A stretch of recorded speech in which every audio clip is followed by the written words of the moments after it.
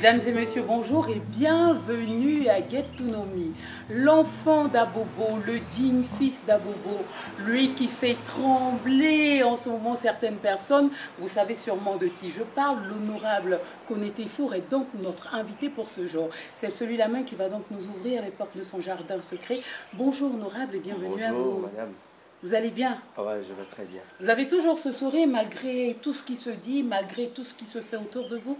Oui, je suis optimiste. Je pense que Dieu y fait grâce. Tout ce qui se fait, qui quelquefois nous fait mal, sont passagers. J'ai derrière moi ce petit passé douloureux et puis en face, j'ai un avenir à Dieu. C'est bien. Qui est exactement l'honorable Konété Four? Je suis le fils de Koné Abdoulaye, un petit couturier, comme on aime le dire, et de Kanaté Naminata, initialement une vendeuse de galettes, qui après est devenue vendeuse de pain au grand marché d'Abobo. Je suis issu d'une famille modeste, très modeste, de 14 enfants, 10 garçons, 4 femmes. Je suis allé à l'école primaire à Abobo. J'ai fait le collège à Abobo.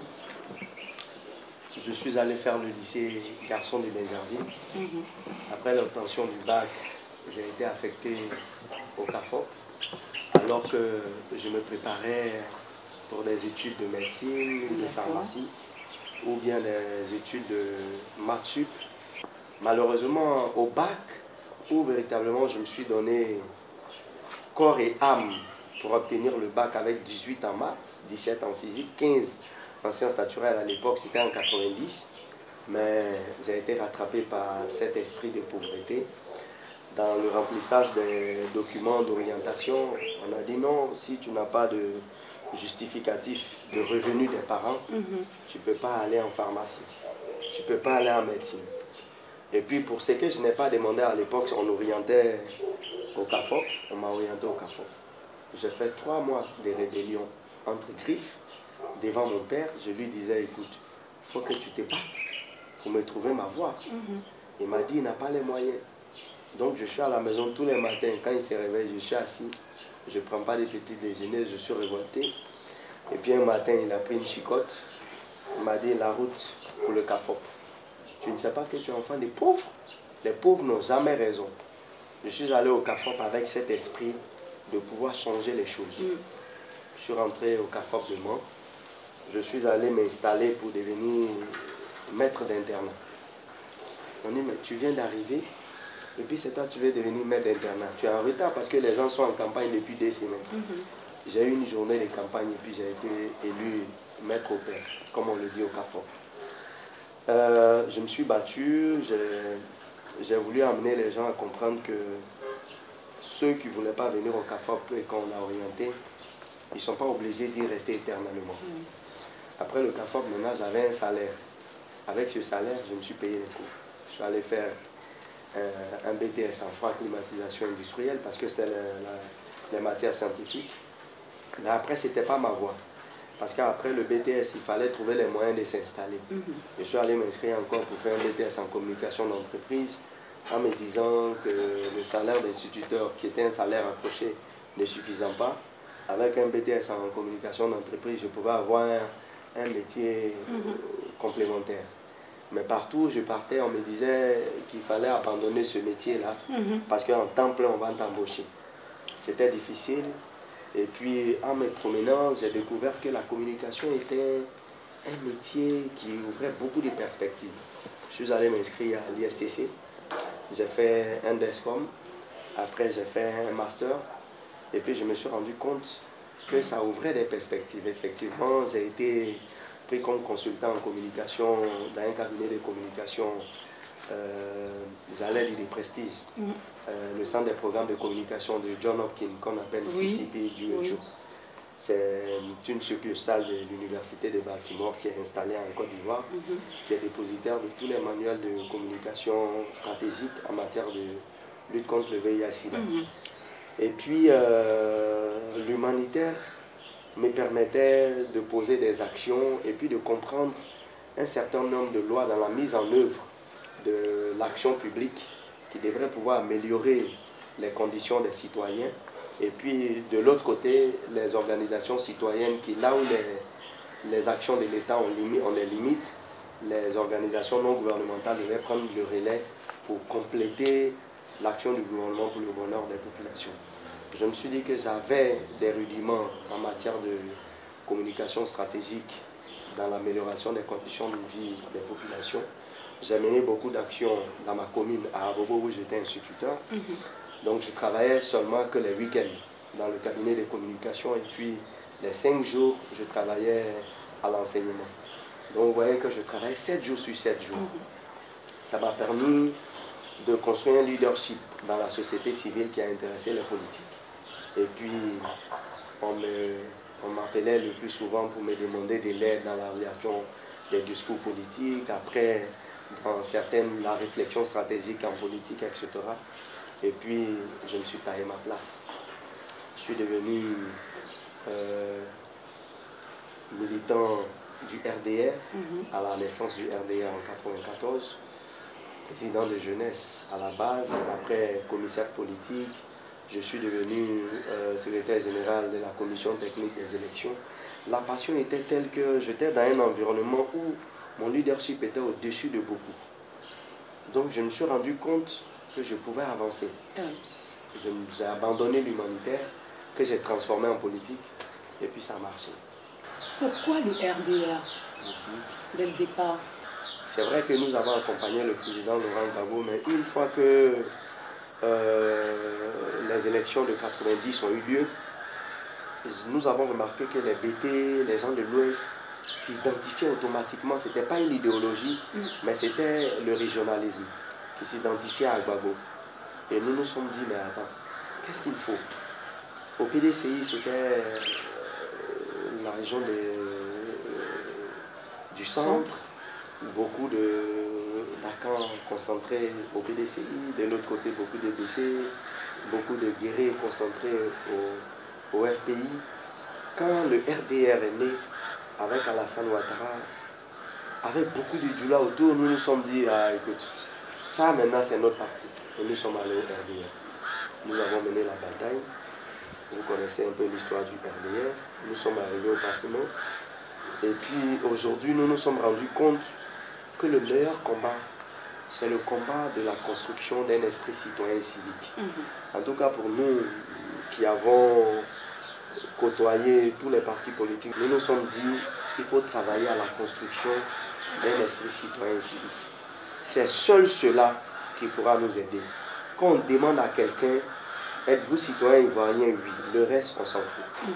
Parce que quand on rentre dans le régionalisme, on va aller se regrouper par ethnie, par région, et puis on ne s'ouvre plus. La notion de la nation va commencer à prendre du recul et disparaître. Et c'est ça qui va entraîner les disparités, la guerre, etc. Je me suis engagé dans ce combat de construction d'une conscience citoyenne et civique aux côtés de son Excellence Guillaume Soro, qui lui-même, une fois au Parlement, tous les discours qu'il tenait, il disait aux députés que voici la vraie Côte d'Ivoire rassemblée. Puisque chacun est élu dans une localité, dans une circonscription, et puis ensemble, nous nous retrouvons au Parlement à l'hémicycle, qui constitue véritablement l'ensemble des représentations du peuple ivoirien pour voter des lois à même de transformer socialement la vie des Ivoiriens. Je me suis laissé séduit par ce discours et puis je me suis engagé à ses côtés pour mener ce combat. Vous le revendiquez bien, on dit de vous que vous êtes son chouchou. Vous l'acceptez? Oui, je l'accepte. Je le dis avec beaucoup de sourire. Cette anecdote où en juin 2018, il est venu à ma demande à une rupture collective du jeûne du Ramadan. Oui, il a dit que je suis son Caramodé. Je l'accepte parce que, en fait, dans la vie de l'évolution personnelle de chacun, il y a eu que chacun a eu à identifier à un moment donné une personnalité publique à qui il veut ressembler pour pouvoir évoluer. Moi, j'ai choisi son excellent Guillaume Soro pour ce qu'il est président de l'Assemblée nationale, pour ce qu'il a apporté comme contribution à l'éveil des consciences jeunes. Et moi, je me suis engagé véritablement dans ce combat à ses côtés. Et lui a remarqué que voici un jeune comme moi, qui a le même courage que moi, qui est en train de marcher dans mes pas. Ben, il faut que je l'y encourage. Il m'a tendu la main, je suis son ami, je suis son frère. Je mène le combat, je veux lui ressembler. Pour vous, c'est un véritable modèle. Oui, un bon modèle de courage et de charisme. C'est un bon modèle de courage, de travail, d'honnêteté, de partage, mais de construction. Et aussi d'humilité. Et d'humilité. Car il a su se rabaisser à mais bien sûr, quand vous voyez quelqu'un qui a ce niveau, qui demande pardon pour tout ce qu'il a posé comme action, je dis, il faut avoir du courage, il faut avoir de l'humilité, mais il faut avoir une foi en Dieu pour le faire. Parce qu'une foi en Dieu, parce que quand vous avez été à la tête d'une rébellion qui a forcément fait du tort à certains, mais quand vous regardez globalement, qui a permis de libérer les énergies politiques pour que les gens puissent s'exprimer, pour que les torts qui avaient été faits aux uns aux autres, que l'équilibre social puisse arriver. Quand vous voyez quelqu'un comme ça, qui n'est pas encore arrivé au sommet de la gestion des affaires publiques, mais qui regarde autour de lui, qui se dit forcément, des gens ont eu mal, il faut que je me mette à genoux pour demander pardon. Je dis, il faut du cran. C'est un exemple qu'il donne à l'ensemble de la classe politique qui devrait s'engager dans cette voie. Parce que le plus jeune parmi eux qui demande pardon, les autres devaient quand même être imbibés d'humilité et puis demander pardon. Et puis, non seulement demander pardon, mais de passer à l'action. L'action du pardon qui est celle d'aller vers les autres. Vous voyez, quand il va vers Bédié, qu'il a combattu hier, quand il va vers le FPI qu'il a combattu hier, quand il va aux obsèques du ministre d'État Aboudraman Sangaré et qu'il demande pardon publiquement, je dis c'est quelque chose à encourager. Alors vous, vous êtes bâti, vous avez, je dirais que vous avez participé à l'évolution de certaines personnes à Abobo. On dit de vous que vous êtes le digne fils d'Abobo. Abobo vous connaît, vous connaissez Abobo parce que vous avez grandi à Abobo et vous connaissez les réalités de cette commune.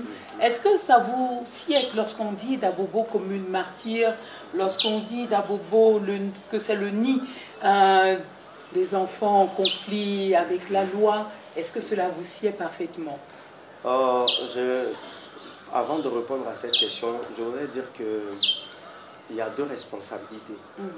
La première responsabilité, c'est les gestionnaires des pouvoirs publics. Les pouvoirs publics, c'est le gouvernement. Oui. C'est la décentralisation, le pouvoir local qui devrait véritablement jouer son rôle. L'autre volet, ce sont les parents. Mais vous voyez, quand vous prenez mon cas, issu d'une famille très modeste, dans une commune, où véritablement le gagne-pain quotidien est une lutte journalière. Mon père, il quitte Abobo, qui est une commune dortoir, il va travailler à Djamé. Ma mère est obligée de vendre des galettes pour pouvoir assurer la nourriture quotidienne. Vous comprenez que le reste devient difficile. Parce que les parents, ils vous ont mis au monde, leur objectif c'est de vous nourrir, c'est de vous voir grandir. Quand on est malade, on ne peut même pas aller à l'hôpital. Vous voyez un peu la floraison infernale des vendeuses de médicaments de rue. Moi, j'ai été soigné aux médicaments de rue. Mes parents ont été soignés aux médicaments de rue. Je le dis aujourd'hui parce que je suis vivant, je suis bien portant, grâce à Dieu, grâce à l'action de mes parents, qui, en achetant les médicaments de rue, ne pensent pas un temps soit peu me faire du mal, même quand les médicaments sont périmés. Mais dans leur esprit, je paye ce médicament-là pour soigner mon enfant. Parce que quand je vais aller à l'hôpital, d'abord la consultation, 1000 francs. 1000 francs constituent l'argent des popotes pour la maison. Je préfère payer 200 francs, 100 francs en médicaments de rue, en implorant le Seigneur de donner la guérison à mon enfant. Et Dieu a exaucé leurs prières. Mais tout le monde n'a pas cette foi. Tout le monde n'a pas ce courage. face à la difficulté, face à la misère, des enfants rentrent à la maison, trouvent leur maman qui devrait pouvoir vendre quelque chose pour pouvoir mettre la marmite au feu. Cette maman-là est malade. Les enfants ont entre 8 et 12 ans. Ils sortent avec les larmes aux yeux. Ils vont vers les restaurants pour aller manger dans la poubelle. Personne ne s'intéresse à eux. Aucune solidarité. Vous comprenez que quand on vit dans un tel monde, la voie qu'on va emprunter, on ne sera pas responsable seul de cette voie. Les parents ne seront pas seuls responsables de cette voie. La communauté y aura pris sa part. C'est pour cette raison que quand on dit Abobo commune martyr, j'ai dit non, pourquoi on dit Abobo commune martyr? Parce que pendant les luttes politiques, des gens sont tombés, des gens sont morts. Mais pas à Cocody. Parce qu'à Cocody, tu ne verras pas de marches politiques. Oui. Alors que ceux qui sont initiateurs des marches politiques vivent à Cocody. Oui. Ils vont vers les populations les plus démunies. Ils vont leur faire miroiter une vie aisée quand on sera aux affaires, avec des miettes qu'on leur partage. Et puis ceux-là croient fondamentalement que si ceux-là, ils nous ont tenu ces discours, demain quand ils seront là, ils vont changer, ils vont transformer notre vie. C'est ce qui s'est passé à Abobo. Aujourd'hui, Abobo compte ses morts, Abobo compte ses blessés. Et ce sont les mêmes politiques-là qui disent Abobo c'est une ville martyr. Je dis non, Abobo c'est une ville comme toutes les autres villes. Abobo, ce dont on a besoin, c'est la mise en œuvre des politiques publiques. Parce que vous voyez, les écoles publiques ne sont pas faites pour les riches. Les écoles publiques sont faites pour tous les citoyens, le citoyen lambda. De sorte à ce que ceux qui n'ont pas les moyens pour inscrire leurs enfants à l'école, dans une synergie d'action commune, que tous les enfants puissent avoir une éducation. Ça, c'est le droit fondamental qui est inscrit dans la Déclaration universelle des droits de l'homme. À partir de cet instant, les pouvoirs publics doivent jouer leur rôle. Si les enfants vont correctement à l'école, et que pour aller inscrire les enfants au CPE, on ne va pas payer 15 000, 20 000, alors que ceux qui ont beaucoup d'enfants, ce sont les pauvres. L'État a le devoir, le premier devoir, le devoir régalien, l'encadrement des enfants, de la communauté. Moi, j'ai choisi la voie de l'éducation, la voie de la formation. C'est ce qui peut libérer le pauvre de la pauvreté. C'est fort connu. Et Abobo, toute une histoire. On a vu des sondages, les populations se sont exprimées, mais au finish, ce n'est pas celui qu'on espérait qu'on trouve à la tête. Ouais, la lutte politique n'a pas de logique. Ouais. Souvent, quand on est fort, on pense qu'on doit être à l'abri de la mise en œuvre des lois qui doivent transformer la vie des autres. On se sent à l'abri de la loi fondamentale. On a mené la lutte. La lutte qu'on a menée était une lutte qui empêchait, dans un premier temps, quelqu'un, citoyen ivoirien, à être candidat. Nous nous sommes battus pour faire de lui candidat. Nous nous sommes battus pour faire de lui président de la République. Pour nous, la lutte était gagnée. Pour nous, tout citoyen ivoirien, pourvu que lui-même décide, ou qu'un groupe décide qu'il soit candidat, il pouvait être candidat. Mais c'était mal connaître les ambitions cachées des uns et des autres. J'ai été appelé pour me dire que ma candidature gênait. J'ai dit qui? On dit non, le parti, le RHDP. J'ai dit mais je ne suis pas candidat du RHDP. Je suis candidat indépendant. On m'a dit c'est pas possible. On m'a proposé de l'argent, on m'a proposé des postes, j'ai refusé. Parce que je vous ai dit d'où je viens. Tout ce qu'on me présente comme facilité pour moi, c'est un mirage. Ça ne peut pas bâtir une vie solide. Je veux me battre.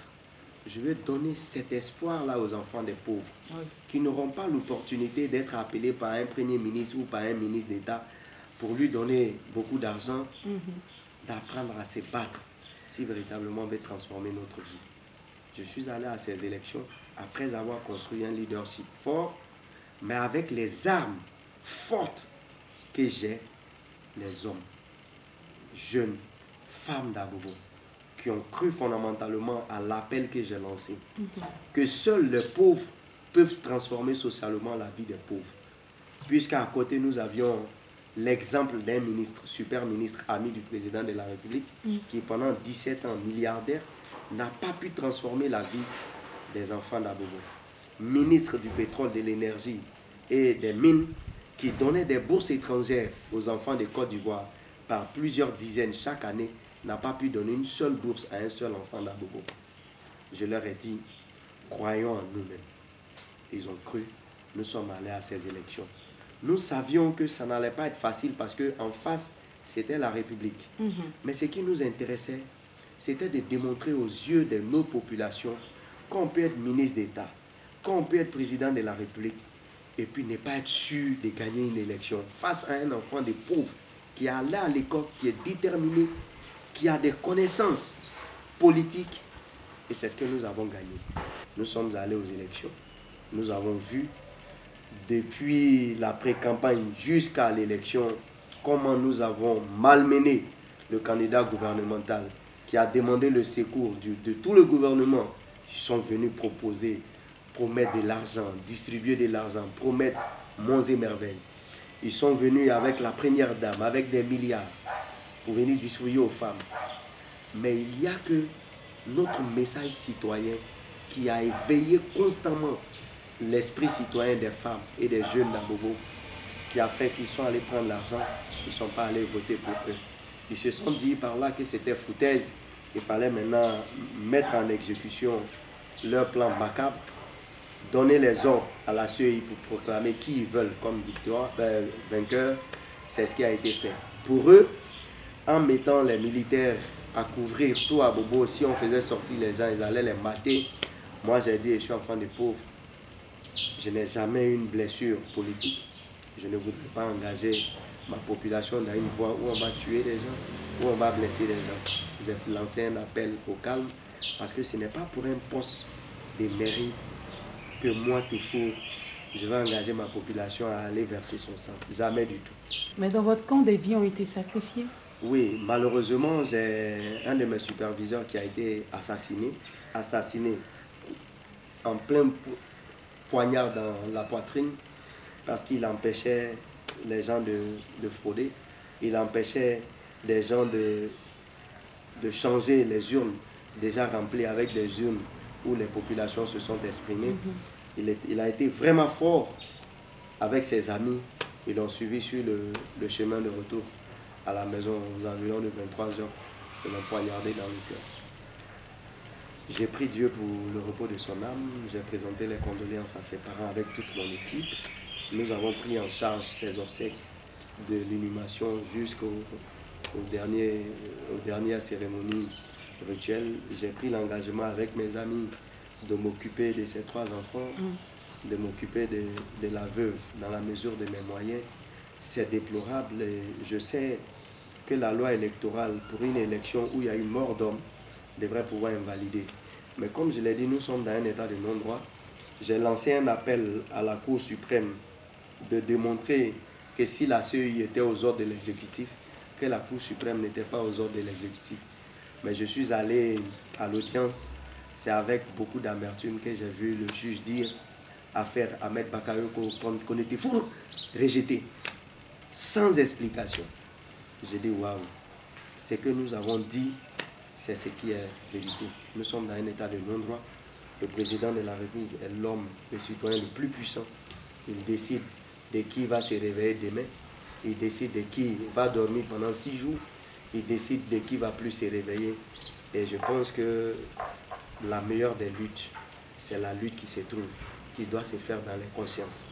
J'ai pris Dieu que le président de la République, avant que son mandat ne finisse, que Dieu l'inspire pour que la lutte qu'on a menée en Côte d'Ivoire pour lui, pour qu'il soit là où il est, qu'il n'engage pas la Côte d'Ivoire dans cette voie. Nous avons senti les prémices aux élections municipales. Nous pensons que Dieu devrait pouvoir l'inspirer pour ne pas que 2020 soit un gâchis pour la démocratie qui est en train d'aller en reculant. Dans tout ça, votre famille, comment est-ce qu'elle prend les choses? Arrivé un moment, est-ce que vous n'avez pas peur? Je dis, normalement, la lutte que je menais ne devrait pas inquiéter. C'est parce que nous sommes dans un état de non-droit que les gens s'inquiètent. Tout à fait. Parce qu'ils savent que tous ceux qui sont dans la voie de la vérité, dans la voie de l'éveil de conscience de la majorité des populations qu'on appauvrit pour mieux gouverner, ceux-là, quelquefois, perdent leur vie sur le terrain des combats. C'est pour ça que les gens ont peur. Sinon, normalement, on ne devrait pas avoir peur. Mais moi, je me suis dit qu'à tout moment, même si on ne mène pas de combat, on mourra. Oui. Donc moi, je préfère mener le combat et puis demain peut-être vivre et puis démontrer aux gens que vous voyez, j'ai mené le combat, je suis encore vivant. Donc ce n'est pas tous ceux qui mènent le bon combat qui meurent. Et Dieu ne permet pas toujours que les gens qui mènent le bon combat meurent. Et aujourd'hui, je suis bien vivant. L'exemple palpable de quelqu'un qui peut mener le bon combat face à un gouvernement qui a tous les atouts et puis être vivant. Ça a été difficile, mais nous n'avons jamais eu peur. C'est vrai qu'à certains moments, il y a des peurs qui nous ont animés, mais pas la peur pour nous-mêmes, mais la peur pour les autres. Certains ont dit aussi que vous aviez eu le soutien de ce dealer chef d'enfants microbes, André Dabobo. Oui.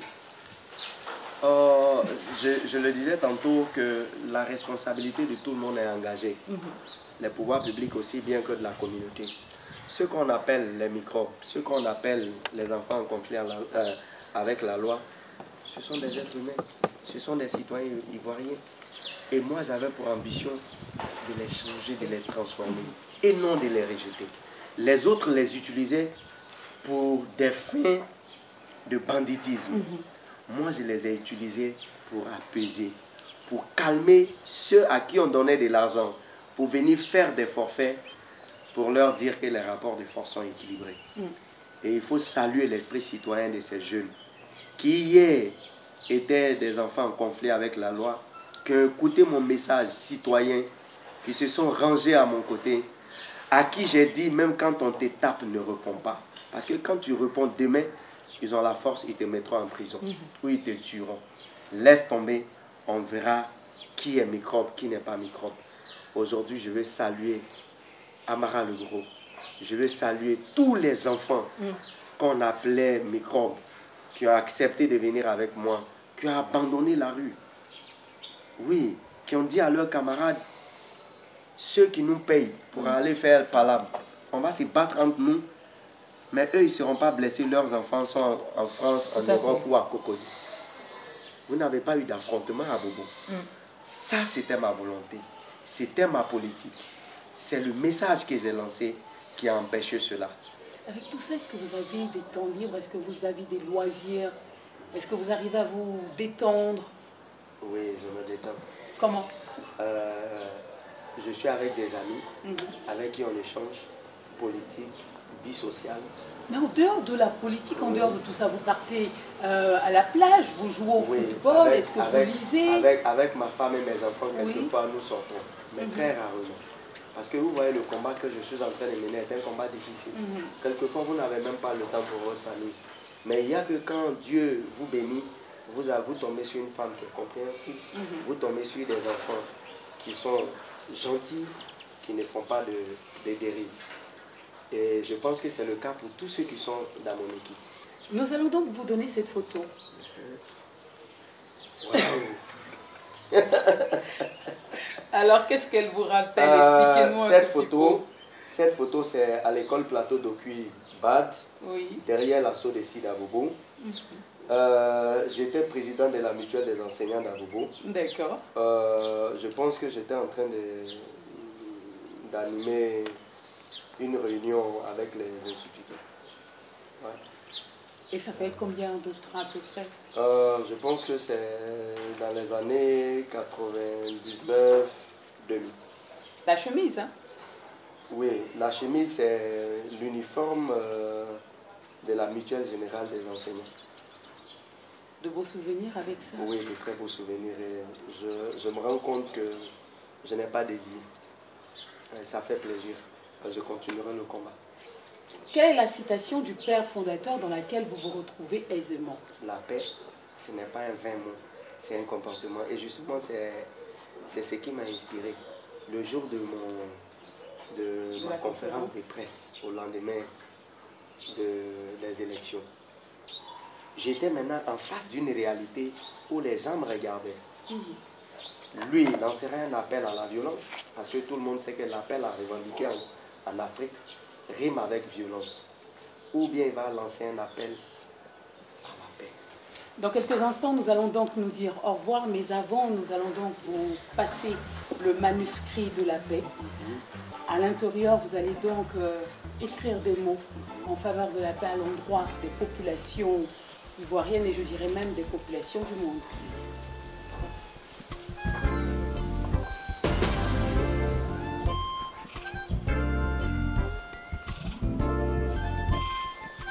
Ben voilà, vous savez, tous les adultes ont été d'abord enfants. Tout à fait. Et c'est le reflet de ce qu'on leur a donné comme éducation qu'ils vont prendre pour vivre avec les autres.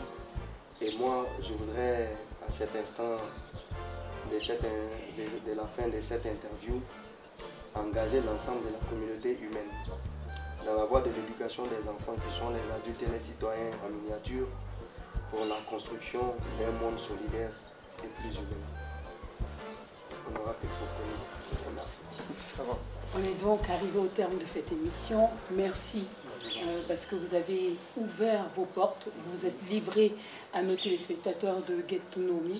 Alors, un petit regard aux populations d'Abobo.